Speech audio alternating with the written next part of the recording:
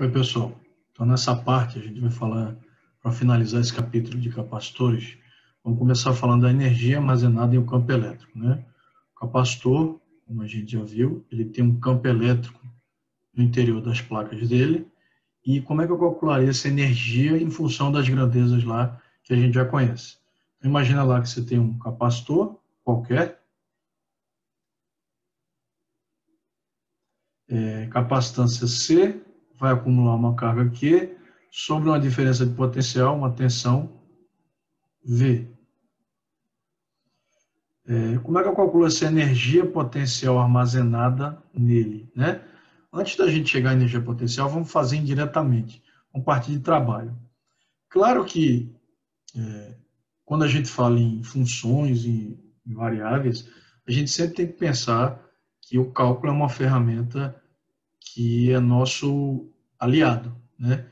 E quando a gente fala em variação infinitesimal, que a gente já fez isso em várias partes desse curso, também fica mais fácil analisar a questão de forma mais simples, por incrível que pareça, se você fragmentar as grandezas em pedaços pequenininhos, porque essa variação, né, ela pode acontecer por diversos caminhos diferentes. Quando eu falo caminhos, é caminhos físicos e matemáticos. Então, lembram da equação, né? Trabalho é igual a V dQ, né? Estou trocando o trabalho por um pedaço infinitesimal de trabalho e a carga por um pedaço infinitesimal de carga. A tensão é constante, é a mesma que ele vai ficar sujeito, mas essa carga ela vai aumentando gradativamente até chegar no valor máximo, quando o capacitor vai estar completamente carregado, e aí eu consigo calcular quanto trabalho, quanta energia eu gastei para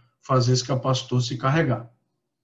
E essa carga, né, eu posso lembrar na equação do capacitor, que é igual a CV. Não é isso? Essa equação todo mundo conhece. Então, V é igual a C, desculpa, C não, Q, né? Troquei ali. V é igual a Q sobre C. Eu vou fazer isso para poder colocar em função do dQ, que é quem está variando aqui. Então, vou jogar aqui, ó. Ver o que vai acontecer. A infinitesimal do trabalho, a variaçãozinha mínima que esse trabalho vai sofrer, para o capacitor receber um pedacinho da carga total que ele vai receber, vai ser Q sobre C dQ. Integro dos dois lados, integro aqui, né? Não fiz nada demais, não alterei nada aí.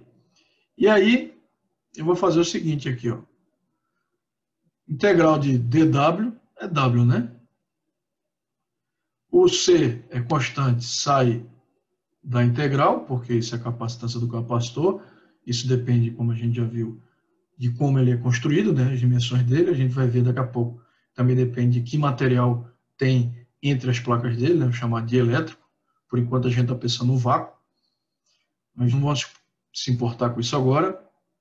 Integral de Q dQ. Então, para eles realizar o trabalho, para se carregar, né, para você gastar energia, para trazer a carga até essa ponta aqui, deixa eu fechar isso aqui, até essa ponta aqui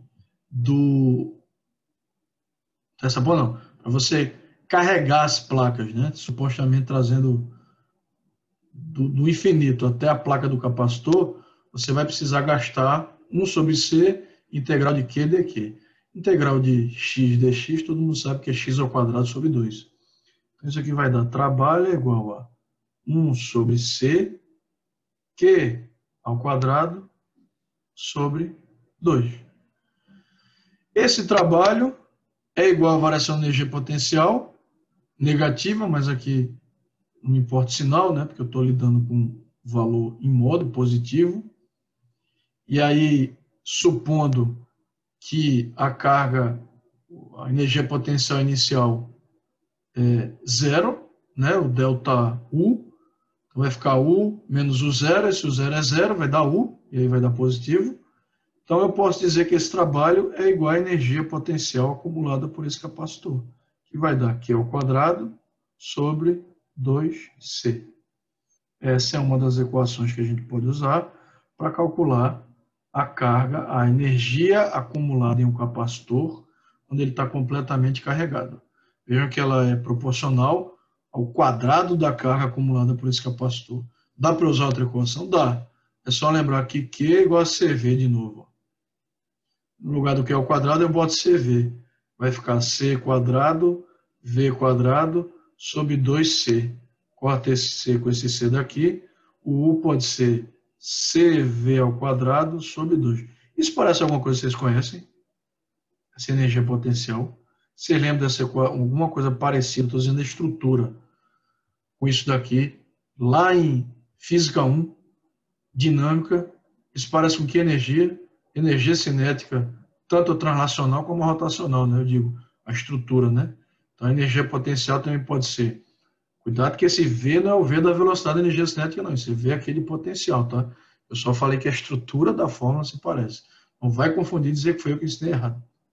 Então, a energia potencial pode ser ou a carga ao quadrado sobre 2 vezes a capacitância, ou a capacitância vezes o potencial ao quadrado, DDP ao quadrado, sobre 2. Tanto faz uma ou outra equação. Legal? Agora, o próximo passo, quando a gente fala de capacitor com um dielétrico, o que significa isso? Significa que o vácuo, que era o que preenchia a região entre as placas do capacitor, vai ser substituído por um material. Obviamente que não mais o vácuo. Esse material tem que ser isolante, tá? Porque se ele não for isolante, você vai ter uma descarga elétrica da placa positiva e negativa, um curto, e isso não vai ser mais um capacitor. O capacitor tem que acumular carga elétrica e guardar aquela carga elétrica até que você, de forma normalmente proposital, descarregue essa carga em alguma coisa, em algum elemento. Como a gente discutiu lá, por exemplo, no flash de uma câmera. Isso, mais uma vez, para a corrente contínua. Então, esse aqui é um circuito, tirei essa figura e essa tabela lá do Halliday, como tudo que eu tiro daqui, né, de figura. Então, tem aqui o potencial V e aqui a capacitância C', vou chamar desse capacitor. A pessoa que observou isso pela primeira vez foi o Michael Faraday, aquele grande Michael Faraday que já foi falado aqui. Ele observou que se ele colocasse materiais entre as placas do capacitor, a quantidade de carga que esse capacitor conseguia acumular era maior para aquela mesma diferença de potencial. Então, o que acontece ele percebeu que existia uma constante, um fator multiplicador dessa capacitância, que era sempre maior que 1. Então, se você considerasse a capacitância de um capacitor preenchido, sei lá, com óleo entre as placas, e comparasse quando ele era preenchido com vácuo, por exemplo, então, essa capacitância era o valor desse K multiplicado pela capacitância dele do vácuo. O vácuo e o ar são muito parecidos em termos dessa constante. Essa constante a gente chama de constante dielétrica, porque isso equivale a um material dielétrico, isolante. Então, eu posso trocar isso aqui por K vezes a capacitância no ar. Ou seja, isso aqui é um fator, em inglês a gente chama esse fator de build-up, né? Porque ele aumenta o valor de C'. Então, K é sempre maior que 1. Na verdade, maior ou igual a 1, né? Porque o K do ar é muito próximo do K do vácuo, que, por definição, é considerado como 1. Então, colocar um dielétrico entre as placas de um capacitor aumenta a sua capacitância. Nessa tabela aqui, tirada lá do Halliday, a gente mostra alguns materiais e quanto é a constante dielétrica, esse fator multiplicador da capacitância, quando a gente usa esses materiais. Então, por exemplo, o ar a 1 atm, ele tem um K, como eu falei, próximo de 1. Né? Não varia muito em relação ao K que a gente está acostumado do vácuo, que é 1, né? Notadamente.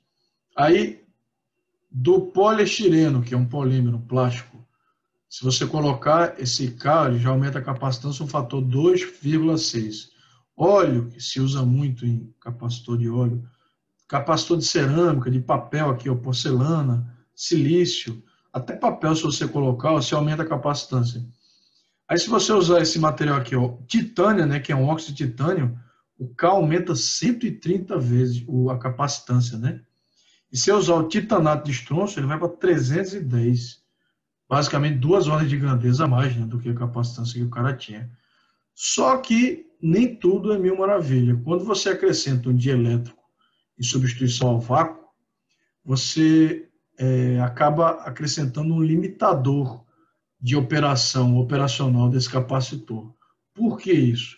Porque essa tensão aqui V, que é aplicada aqui nos terminais do capacitor, ela não pode agora ter qualquer valor. Ela tem um limite máximo possível a partir do qual, se esse limite for ultrapassado, vai passar um arco de tensão elétrica e de corrente elétrica entre uma placa e outra, que é chamada descarga. O que acontece é que você, se passar dessa tensão máxima, você vai fazer um fenômeno chamado romper a rigidez dielétrica do meio. Aquele material que era dielétrico, isolante, não vai ser mais dielétrico, porque a tensão entre as placas foi tão grande que passa um arco de corrente ali no meio, normalmente, inclusive, sai queimando tudo, rachando todo o material. E aí, todo o material tem o que a gente chama de rigidez dielétrica, que é justamente essa máxima resistência que ele tem em relação à tensão máxima que você pode aplicar entre as placas, sem passar uma corrente elétrica. Como exemplo legal para isso, é quando cai um raio, né? Uma noite de tempestade, por exemplo. O ar, ele não é condutor, ele é isolante, por definição. Mas a diferença de potencial entre a nuvem e a Terra é tão grande, e aí tem o efeito de ionização do ar também, né? Favorece isso. Mas a diferença de potencial é tão grande entre a Terra e a nuvem que o raio consegue romper a rigidez elétrica do ar. Esse raio rompe a resistência do ar. Então, é claro que se você está usando um capacitor com dielétrico dentro, você tem que saber que tensão máxima é essa para que você trabalhe sempre longe dessa tensão máxima. Porque se essa tensão chegar nesse limite, você vai ter um curto ali, um arco de tensão ali, uma corrente que vai passar e vai sair queimando tudo. Tá? Aqui nessa tabela que o Halliday traz, ele também mostra a rigidez elétrica de alguns materiais. Ela é medida em kV por milímetro. Então, quantos quilovolts de diferença de potencial você pode aplicar para 1 milímetro de espessura daquele material? Então, a rigidez elétrica é 3. 3 quilovolts, viu, gente? Quilo é 1000. 3.000 volts por milímetro para você ter uma descarga elétrica no ar. Poliestireno, 24. Aí vai. Papel, 16. Pirex, 14. Agora vê. O titanato de estronço que está lá embaixo, apesar dele ter um K, que é a constante de elétrica, que aumenta a capacitância comparado com um capacitor sem nada alto, que é 310, a rigidez elétrica dele é menor do que a do poliestireno, por exemplo. Então, isso vai limitar a tensão que você pode aplicar máxima entre os terminais do capacitor. Normalmente, os capacitores que trabalham com circuitos de baixa tensão, em eletrônica, por exemplo, em notebook, em celular e assim vai, eles ficam com tensões bem abaixo do que a tensão para acontecer esse rompimento.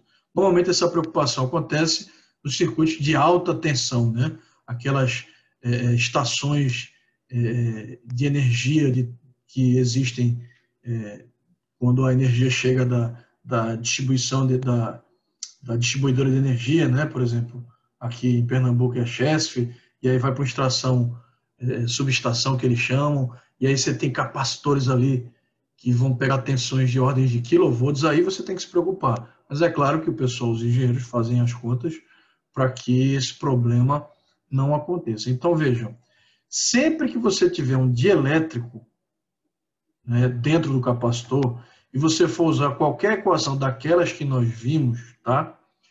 Lembra daquele Epsilon zero lá, a constante, a permissividade elétrica do vácuo, né? Epsilon zero. Sempre que você estiver trabalhando com dielétrico, em qualquer equação onde aparece esse epsilon zero, você vai ter que colocar o K multiplicando. Em qualquer uma. Então, por exemplo, nessa equação aqui, na equação que tem lá 1 sobre 4π epsilon zero, você vai ter que colocar K, que é a constante elétrica, vezes epsilon zero. Essa é a única modificação que vocês vão ter que fazer nas equações que vocês conhecem lá. Ninguém tem que saber de qual a constante dielétrica de materiais. Normalmente, como nessa tabela aqui do Halliday, isso é dado. Então, anotem aí. Quando houver constante elétrica, sempre que aparecer a permissividade ali elétrica do vácuo, você vai ter que multiplicá-la por K, tá? E aí você vai transformar isso aqui numa permissividade elétrica que não é mais do vácuo, né? Porque é do meio lá que você está considerando. Vamos embora. Próximo passo é falar de uma coisa que é muito legal, como a gente diz aqui, arretada, né? O que é isso? É a gente imaginar o que acontece dentro do material dielétrico quando ele está entre as placas de um capacitor lá carregado. O que acontece com esse campo elétrico? Dentro ele fica maior, menor do que se não houvesse dielétrico, ou fica igual? Aí, lembra daquela aula lá de processo de eletrização, onde, no finalzinho, quem não viu, vai lá na playlist e rever. A gente comentou sobre o que acontece, por que o material condutor sempre atrai um material neutro. Esse material neutro pode ser condutor ou isolante. Os processos são diferentes um pouco, mas o efeito líquido é parecido. Mesma coisa aqui. Se você tiver um dielétrico feito exclusivamente de moléculas polares, né, assim, onde você tem polaridade lá das moléculas, quando você aplica um campo elétrico, como nessa figura aqui, ó, todas as moléculas se alinham. E se eles forem apolares? Aí não tem essa polaridade. Mesmo assim, a gente já discutiu isso. Há um alinhamento porque você cria um momento de dipolo induzido em cada molécula, né? E aí elas acabam também meio que se alinhando com esse campo elétrico. Se você olhar aqui nessa figura, ó, a positiva está mais aqui para a direita, as positivas, a negativa mais para a esquerda. Isso cria uma carga líquida aqui dentro, ó, positiva desse lado e negativa desse. Como é que é o campo aqui? Saindo da positiva e chegando à negativa, né? Divergente na positiva e convergente na negativa. Esse campo é' aqui, ó. Então você tem um campo é' criado por esse material dielétrico que está polarizado aqui dentro, seja atomicamente ou molecularmente, né? Então, esse campo interno, nessa figura ele está chamado de E'. E o E0, que era o campo aqui sem ter nada, ó, é o campo criado pelas placas do capacitor.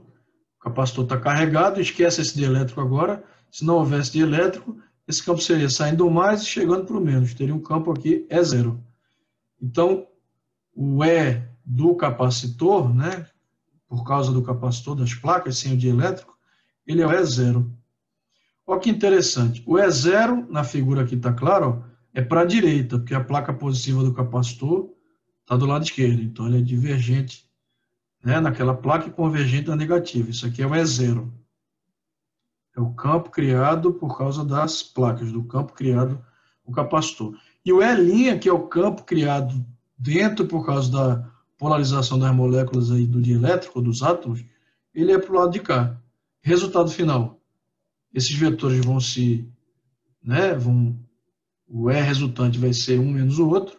Você vai ter um vetor, um campo elétrico interno resultante, ó, que vai ser esse pequenininho aqui, ó, que é a diferença dos dois aqui.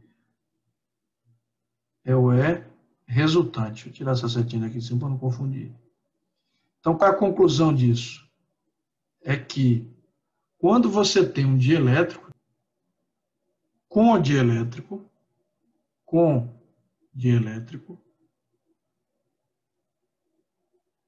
o campo resultante é menor do que o campo criado pelas placas do capacitor. Porque você vai ter uma composição de vetores de campo elétrico, um criado por causa das placas do capacitor, né? Uma positiva, outra negativa, e aí você vai ter aqui o E0, e o outro campo criado por causa da polarização das moléculas lá dentro do dielétrico, né? O fato de a mais ficar sempre do lado direito aqui e a menos do lado esquerdo, em cada moléculazinha. E aí o que vai acontecer é que você vai ter um campo aqui, E' contrário a E0. O resultante vai dar R. Então, quando você bota um dielétrico, o campo interno resultante dentro do capacitor diminui. Interessante isso, né?